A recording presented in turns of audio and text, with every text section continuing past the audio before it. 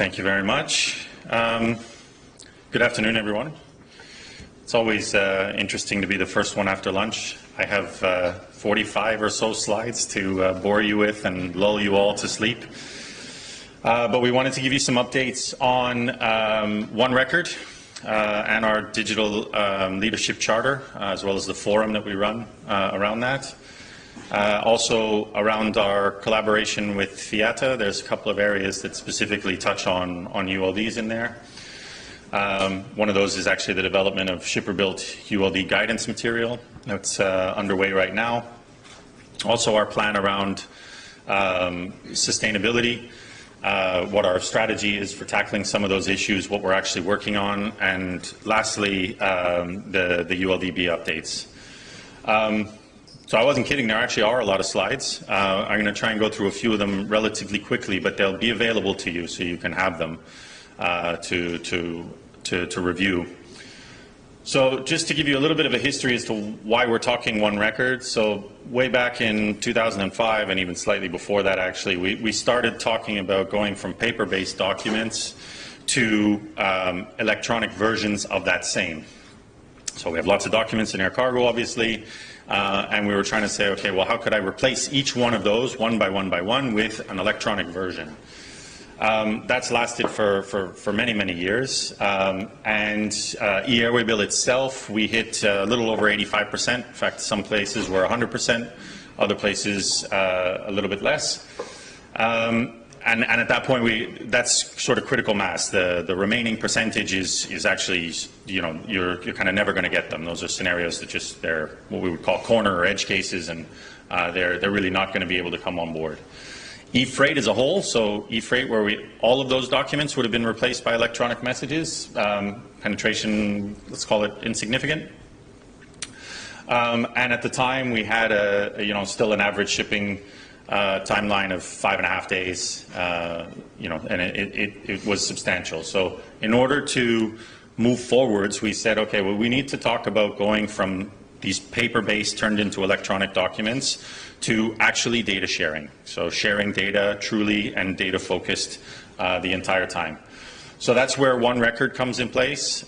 Coupled with that is interactive cargo, where we'll have IoT or connected devices that can share data with the environment, and that helps improve kind of visibility and transparency throughout the supply chain. We embarked on that starting in 2018. We took a little I would say speed bump throughout the pandemic, where the industry was focused on lots of other things, and we are now moving towards implementation. It's a really data-centric standard, so One Record is a data sharing standard, first and foremost. That's what it is. There's lots of confusion out there that One Record is a platform. It's not. The One Record server remains with each individual, and the data stays with the data owner. So it's shared through linking that information, and it has the potential to, well, harmonize all of the ways that we exchange, but you're not actually doing a peer-to-peer message, but also to then create tons of new business opportunities, which I think is really where One Record is going to excel. So like I said, it's a unified data model. It's that data is shared through standardized web APIs, or that information. So that's the linking of the supply chain related data. So we have the standard API data or specification. We have the One Record data model standard. We have the definitions, the ontology, and we also have a data orchestration. So how do we expect the different parties to connect and link this information? When does it need to be there? When does it need to be available? Some of the key benefits for it, it's really efficiency, transparency. So the ability to share information across the supply chain, no one has ever said that was a bad idea. Everyone said that's going to be great for efficiency. I need this information to do the next job. But this actually allows you to do it much more effectively. It's also going to enhance visibility across the supply chain. In one of the other sessions in ACHL, they were talking about e-commerce and all the extra needs on tracking milestones and visibility in the e-commerce supply chain. One Record gives that opportunity. It's all there, and it can all be shared and I say relatively easily. The standard itself is interoperable, so it's a web API. What we see is there are actually people using legacy systems, adding a one record server on top, linking the data that way. It doesn't require this sort of massive rewrite of everything that we've ever done in air cargo. We can leverage all the various things that we have built as we've been going down sort of 20 plus years of digitalization. For me, probably the interesting part is that it unlocks a series of new use cases, ones that we either thought of but didn't really think were truly possible in the environment that we had today, or that really are just brand new. I'll give some examples of the hackathons that we run, but every single one of those hackathons with 800 plus developers at them, they come up with a brand new idea that is a viable product the day they leave the hackathon. So in under 48 hours, they have a real life case that can be deployed. And I think that's fantastic. That wasn't really achievable with legacy messaging, not without attempting to break it. So these are sort of some of the various opportunities that the industry has, and in the interest of sort of time, I'm gonna skip past this and start to get into what's really going to happen in the industry in the next little while. So the Cargo Services Conference endorsed a target date of the 1st of January 2026. That one record would be the only effective data sharing standard. What that means is we don't want competing standards out there in the industry, and we want the airlines to be ready to progress with full-scale implementation. So that's been endorsed, and we now have a very short period of time to get towards 1 January 2026. We're looking at, 14, 15 months now, or less. We have a robust roadmap. I don't expect you to read all of this, but these are all the various components that need to be sort of updated and changed and managed as we move towards one record being the effective standard. This could be, for example, just addressing inconsistencies in other standards that are out there. You might refer to like the shipment record standard, and it would need updates to be able to be used in the one record environment. So all of that is happening ongoing and in parallel. It's really going to be amazing. I'd say that it will be amazing, but it works when it's implemented. One record will work best when people actually do it. We have over 200 companies who have done pilot programs, which is fantastic. We have 10, and actually the number is growing to 12 or 13 now, early advanced adopters. These are people who are putting it into operational practice in their business. We have a number of government authorities who are either actively engaged in pilot projects or are watching and sort of seeing from the outside how these actually happen. We've done 10 hackathons. We have a community of developers of over 800, and we have 100 different projects that have come out of those hackathons that are, like I said, they're viable use cases people can bring back to their companies and implement. We all recognize that air freight is multimodal. Everything that flies moves by road. As we've seen with the geopolitical disruption this year, there could be lots of other modal impacts. And so we've been working with the various other modes of transport to make sure that this is a harmonized standard that can be used across any mode of transport. I think one of the big ticket items is really the solution providers. So the major solution providers of cargo management systems are committed. It's in their roadmap. It's going to be part of their service offering and that's really going to help the industry sort of support, because there are very few airlines and forwarders who are doing fully in-house systems. So it's very important that that happens. And lastly, it's an open source standard. It's available. Go to GitHub and you can get access to the standard. You can get access to the developer tools. And all of that information is available for you to start right off the bat. I think it's a challenge for us to meet the 1 January 2026 timeline. The reasons why I think it will be successful are the ones that I mentioned. So we have a number of companies who are testing, and when you're testing, you're getting yourself ready. We have companies who are putting it into their day-to-day operations already.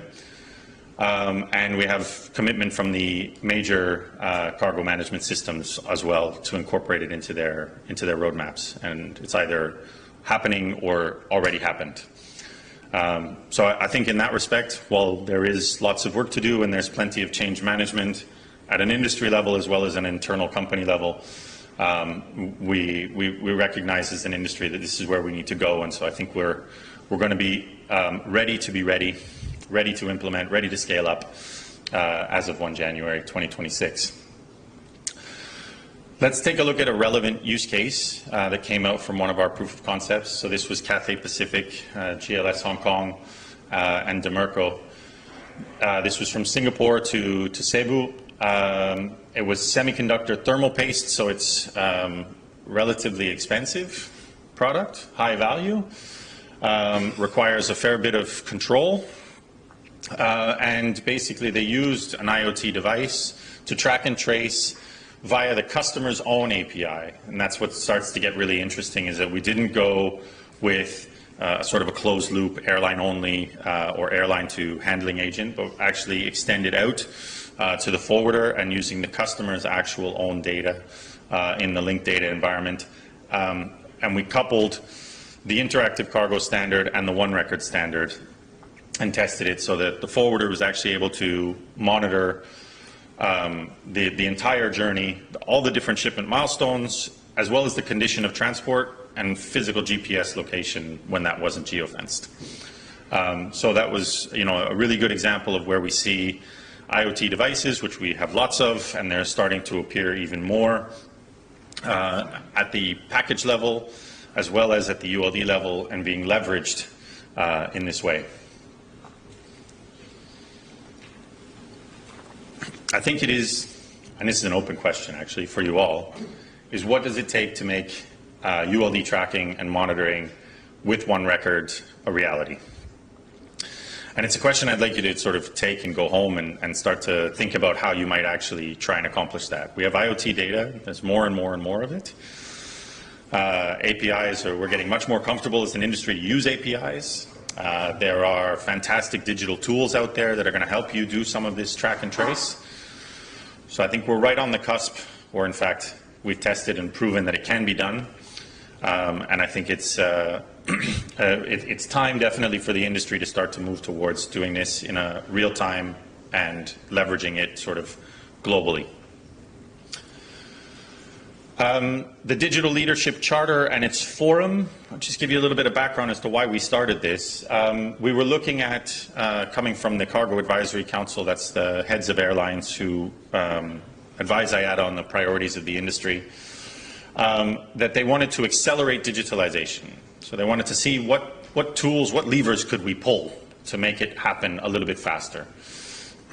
And so we used this, it's one of many things that we can do, as a place to bring together the leaders in the industry and to help or have them help us identify what other levers we can actually pull.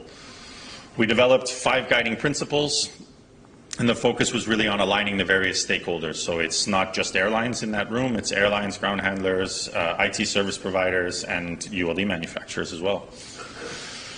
We launched it at World Cargo Symposium in Hong Kong, where we had a first 6 signatories, and we're now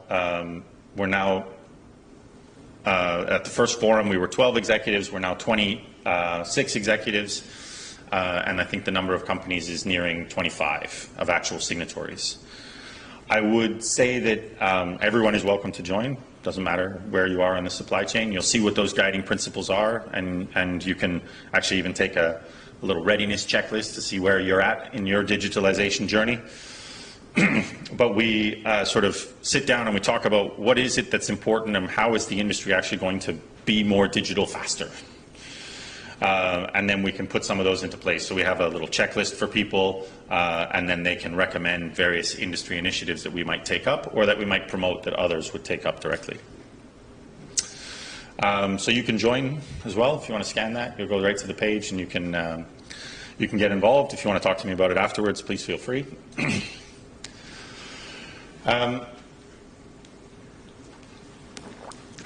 Oh, we've almost lost. There we go. There we are. Switching subjects slightly, I want to talk about the collaboration that we have with some of the freight forwarders, or FIATA. The next edition of the cargo handling manual was one endorsed by FIATA, so that was they endorsed the principles that are contained within it. The cargo handling manual is based on the master operating plan, so that's something they were familiar with anyways. But what we wanted them to do was actually to take a look at the chapters that were relevant to freight forwarders, in particular those where we have handover between forwarder and another party, handover to ground handler or airline, and to enhance those standards. So in fact, they did that. They reviewed all of the steps that are in there, and they provided us with a series of updates which are coming into the next version of the cargo handling manual. A lot of that is actually around ULD transfer, which is why the next topic came up, which was around forwarders doing shipper-built units. So we did a survey actually in 2023, late 2023, amongst a number of the Cargo Handling Council stakeholders, and basically that nearly a third of the shipper-built units had an issue with them, and that of those, about 80% of those were human errors due to lack of attention, potentially lack of training in some cases. And we recognized that in many cases the entity actually doing this build-up was not as aware of the requirements as we would like. So that means they're not trained or they're not informed of what the requirements are. So we started to develop this guidance. It's getting towards its first edition. We've started to circulate it with more parties. It stayed within the ICHC for a little while. It's now getting shared a little bit more, as well as with FIATA to help them, or to have them provide some enhancements to it. And we're trying to do a couple of things. We're trying to reinforce the requirements, right? So if a ULD has the same requirements, whether it's being built by a forwarder or built by an airline. So we're trying to reinforce that, as well as do a few efforts in standardization. So we're using the term SBU across the board every single time. I know that there's lots of terms for what people call them, but we're trying to sort of get a level of consistency so that when we do talk to people or when airlines talk to their forwarding partners, we can use the same term each time and make sure that we get a little bit of consistency across the board. Other things that are going into the cargo handling manual will be the addition of some single-use plastic information. So we did a life cycle assessment and a recommended practice around single-use plastics. As a whole, we did that as IATA, so that it was catering as well as on the ground. But then we took a lot of that information and we actually produced it specifically for air cargo. We use a lot of plastic in air cargo. And a lot of the plastic that we use is specific and unique to air cargo. It's not necessarily used by everybody in the exact same fashion. So these are recommendations on how to find alternatives, how to reuse where there's no alternative, how to recycle, and the impact of recycling, especially when we talk about the variations when we localize what recycling is. That kind of leads me into sustainability. We started to look at sustainability more consistently a number of years ago, and I'm just going to sort of dive a little bit more into the ULD side of things. The areas that we're most focused on are life cycle assessment, so guidance on how to perform them, guidance on how to interpret them, and the supporting methodologies, so that we have some harmonization across these life cycle assessments. They need to be made specific to the air cargo industry as well as ULDs, and then they need to be interpreted in a very similar fashion, in a harmonized fashion across the board, because otherwise we actually end up with some very differing opinions as to what the life cycle assessment actually tells us. We need to look at more efficient processes, more efficient infrastructure. That could be things like automation on ground. We're seeing a lot of really great examples of that happening. It could be electrification and the implications of electrifying your ground fleet on your electrical grid in those buildings. IoT devices, as well as their end-of-life management. So they're electronic devices, they have electrical components, they have an end-of-life e-waste that needs to be managed and maintained, as well as the reduction of single-use plastics across the entire operation. So just quickly on a life cycle assessment, it's a methodology to estimate the environmental impact of a product or a service, and it takes into account all stages of its life. That's from raw material extraction, the manufacturing process, and it does this assessment in a way that can be replicated and that is comparable from any product to another product. And that's really important. So we need to make sure that these are harmonized for the reason that I mentioned, which is if it's not repeatable, then each party will be doing it slightly differently, one from the other. And when we want to talk about, sort of making sure that we're procuring in the most sustainable fashion, these need to be harmonized. The other is that they need to be read and interpreted the same way by different parties. We've certainly seen, different people looking at the exact same information and getting very different insights from it. And so it's a complex thing, and our efforts are now making sure that we're working with the industry. We have an LCA task force actually diving into this topic, and it's not exclusive to ULDs. This is across the board for all products and or services. And the goal would be that we would in the first half of next year then have some guidance material for the industry to actually take up and use. We're going to align that to the existing standards that are out there in the industry, which means that those who are already doing it that way, those who maybe have certifications will be able to leverage those. And we have this kind of cradle to grave approach, right? So all the way from raw material to the end of life. We do a trend radar on technology. We produce that every year or so, and where we're looking at the infrastructure and the various processes, there are a number of angles that we can take in particular relation to sustainability. We do see a lot of people modernizing their infrastructure, which is fantastic. We know that if we go around the air cargo industry, there's some older infrastructure out there. And so this will enable us to be more efficient. Efficiency is a direction towards more sustainability. But we need to also take into account the other factors. So we need to look at the various systems, the lightings, HVAC, look at automation in the building, and the ability to turn things on and off when there's no need for power to those devices, all of which are not necessarily well thought out in today's sort of master plan and solution design. We have produced a guidance document as well on IoT devices and e-waste reduction. So this is basically for the industry in particular around connected devices, either to ULDs if they get to be replaced and need their own end of life, or the devices that are attached to parcels, some of which are reusable, some of which are not.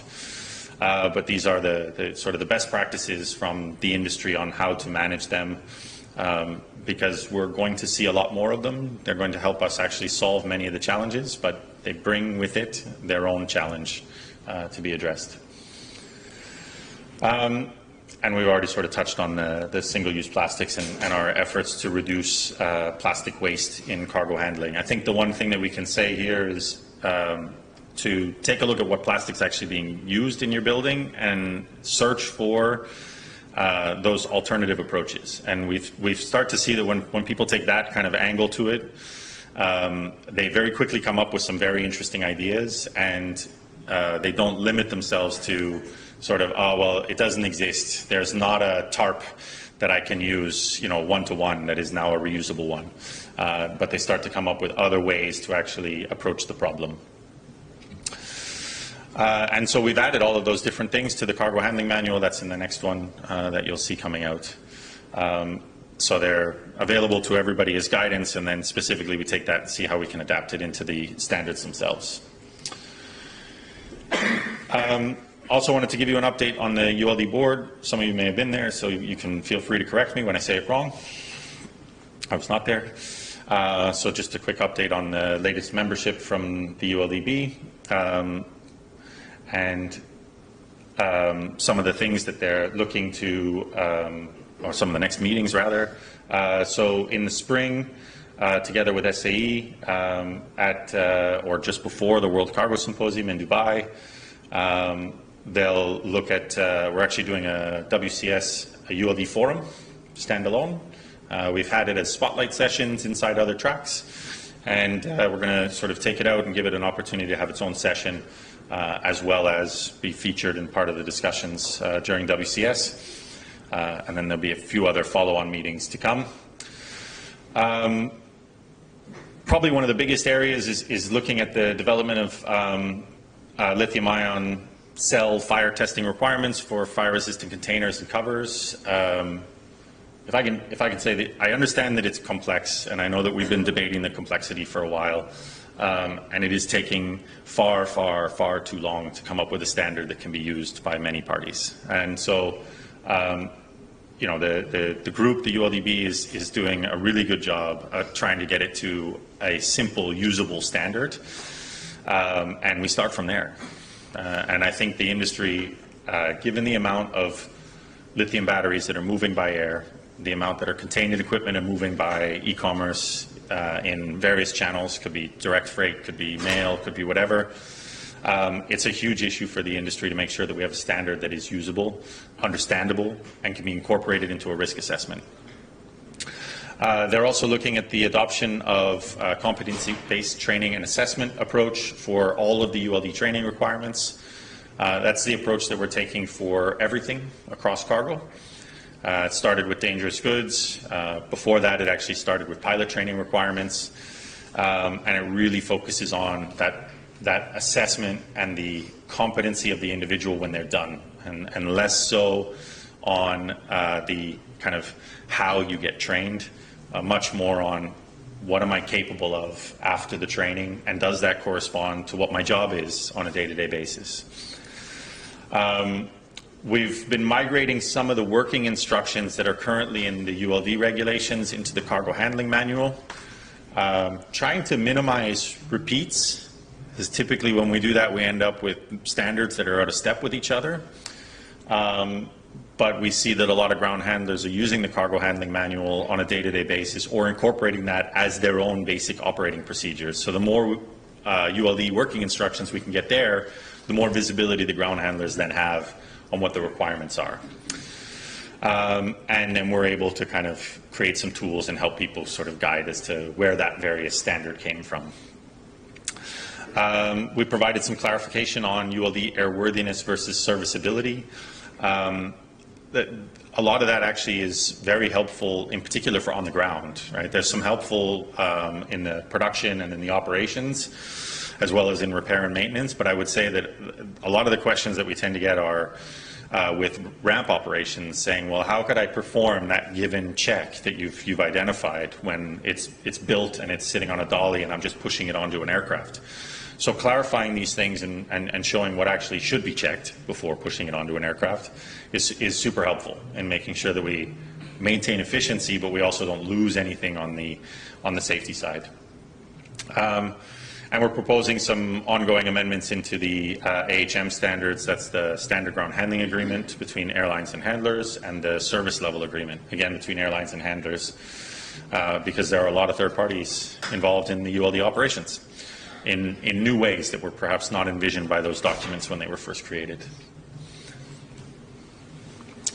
Areas that they intend to look at moving forwards. So a recommended matrix template that's going to help assess the competencies required by the various functions. So like kind of minimum levels of proficiency in different functions that we are aware of in the industry. That should help with competency-based training and assessment adoption.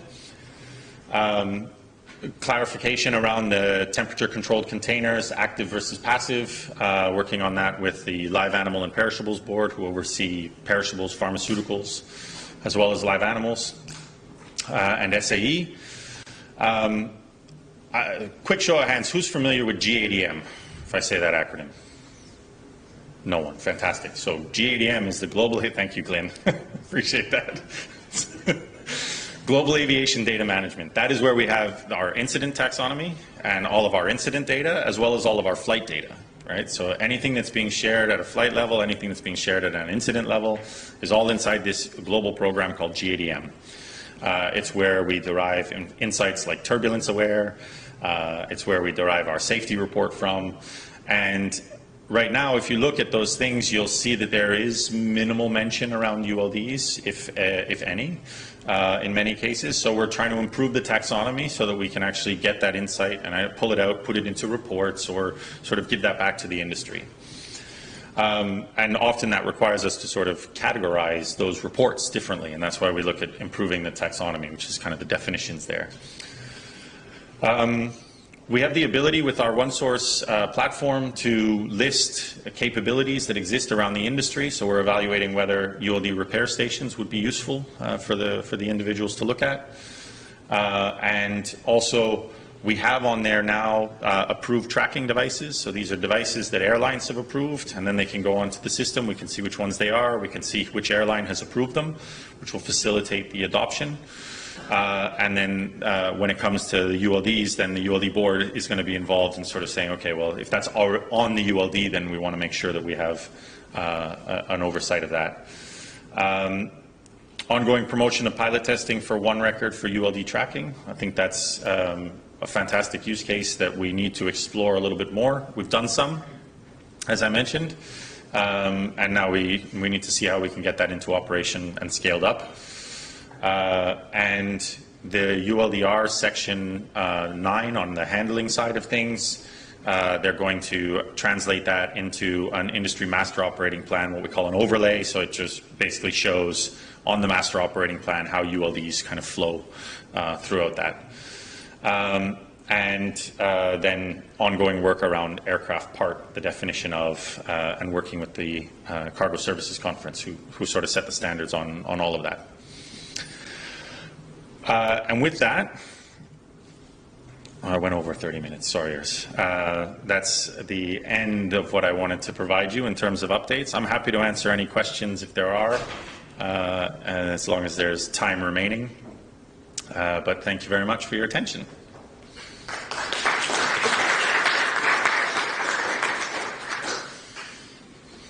Yes? Yeah.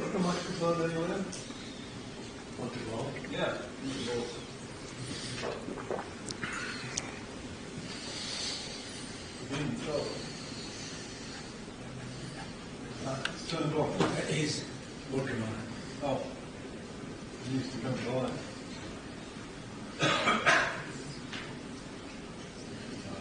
He's killed it. Okay.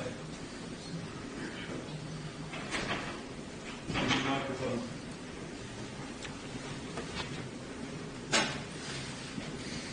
Thanks. Brendan, thanks very much. A lot to digest there. Just picking up on the GADM. Oh yeah, GDM. Is that a replacement for the ground? What was it? Ground damage database. Yes. Yeah, it's incorporated within. So that data in the ground damage database used to be pretty widely available. I mean, I know we used it in all sorts of industry events and so on. Is that still the case? I mean, how does that become available? Because that was a very important measuring point of how well the industry is doing or not. Sure. So the same incidents are collected, so the information's there in the same fashion it used to be. It's under the banner of this bigger program, GADM. So that's all there. In terms of providing it back to the industry, we would often do customized analysis to be able to get that to reflect ULDs. We can still do that. It's not a problem. What the work is actually around the taxonomy, so that we could even produce a dashboard that would be live and always available. Right now we have to go into the report itself and start to read it to figure out whether it was a ULD or not. So it's a fairly manual piece of work, but those reports can be done and then they can be made available. Because to me, that is kind of taking the pulse of the industry. How much damage it's doing to aircraft is almost the best measuring point of where we're at, short of a major incident. Yeah. So it would be good to make that somehow. I'm not saying you want it every week or even every month, but like every 6 months or something, as a I don't know how you publish it, but I think it would be valuable for the whole industry because it's kind of a scoreboard. Sure. Yeah. No. Point taken. And we're not producing it with any regularity today, but we can produce it whenever. Like I said, it's kind of an ad hoc thing that we would do. But we'll put it on the list of things that we want to improve in terms of regular, repeatable data that we provide back to the industry. Okay. A couple of requests. One of the things I would like to see, and I think the industry needs to see, is a revision of the pallet marking standards, which haven't been changed since the 1970s or even 60s. I mean, if we're going to move towards digitization, I think there needs to be an IATA initiative to start talking about a digital identification of, well, actually of ULD, but in particular pallets. Because it's not just the ID code, it can be a selection of other data. Not compulsory necessary, it can be optional, but for instance, how long since the net was replaced? How long was since the item was repaired? All this stuff can be now very, very easily put into a digital device, but there's no standard at the moment. And what's going to happen is everybody's going to have to guess. So I would like to put that forward for the ULD board to perhaps, and maybe you've got some people, I mean, you must be up to your neck with digital discussions, and there may be a level of expertise inside IATA that could shortcut that process. Sure. I think if we can understand, and a conversation that will have to happen at the ULD board, if we can understand what it is that they want to identify, then we can translate that to a digital standard relatively easily. Coupled with that is actually digital identities, because you want that to be something that never leaves that particular thing. So that's like a human. You can go through an airport digitally in some instances. You want the information related to that human, passport info, when's it expiring, et cetera, to never leave that person, right? It needs to be maintained together and it can't be shared with others. So you want to be able to do the same with this, with the data structure that's there. So both of those components are, I wouldn't say easy, but they're, once we understand what the actual ask is, like down at the detail of what info do you want, then that's fairly straightforward. Yeah, that would be a great project to see launched. And my last one, which was actually a request through one of the horse stall people, is, but I think it's bigger than just horse stalls, is what can IATA do to address the issue of collapsible ULD equipment? Because this is one that's just, it's a running sword that just perpetuates itself. Because the cargo terminals don't really want to do it, because they don't see it as their job, but on the other hand, it impedes development in the industry of collapsible ULDs. I mean, things like horse stalls, they collapse down to lower deck, but, the collapsible LD3 has been on everybody's wish list for about 100 years. And it would seem, perhaps as part, I don't know quite where it would sit, but some sort of initiative to somehow build this into, I don't know, the standard ground handling agreement or something. I mean, I'm sure it would take a decade, but long march starts. It's possible already in the SGHA, so we don't need to go down that path because that takes longer anyways. It's only revised every 5 years, but it's already possible. It's a service that you could contract in a standard way. I think really it comes down to what's the interest in the market for them, what's the drive that's actually saying we need these things out there, and if there's enough pull from the industry, enough demand from the industry, then they will come. After that, what can we do? Probably more around advocacy and communication, I would say, if there's anything to be done there. I don't think there's a lack of standards. I don't think there's a lack of sort of industry partners out there who are doing the things. I think there maybe is a lack of knowledge about what they are and how they function, what value proposition they bring, and how to manage the operational complexity with the fact that you now have to do an extra piece of work that you didn't have to before. I mean, I think that this has been going on forever. I've had this discussion for probably the best part of 30 years. The problem always is it dies because the cargo terminals simply don't want to do the work because they say we're not being paid for it. And I think perhaps if IATA could somehow address this, but I don't say they should do it for free, but I think it's something that's worth addressing because it's a sustainability issue. At the moment, you want to return an empty LD3, you've got to return a whole slot, Yeah. which doesn't make much sense. So I think the best way forward on that one is we'll talk to CEO to see whether he can get it on the next agenda. Yeah. We'll Yeah, discuss. exactly. Yeah. Exactly. No, that would be good. Yeah. Thanks.